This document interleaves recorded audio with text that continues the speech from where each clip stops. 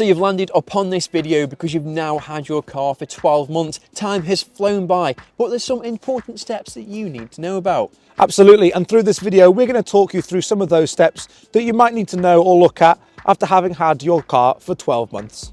First stop, servicing.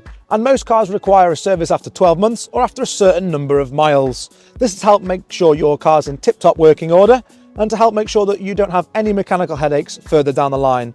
Check all key components are covered, and mechanics can also identify any problems such as tyres that may need fixing after 12 months of use. Next up is MOTs. Now when you bought the car, it probably came with a fresh MOT, but now that year has passed, you need to think about booking in for another one. Now an MOT takes into account various parts of the car's makeup, like the windscreen, the wipers, the exhaust and the lights, to make sure that everything is as it should be.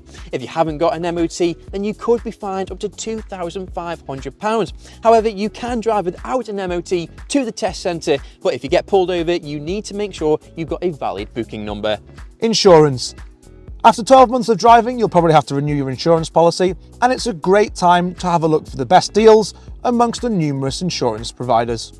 Make sure that you don't automatically let it renew, as you won't be getting the best price.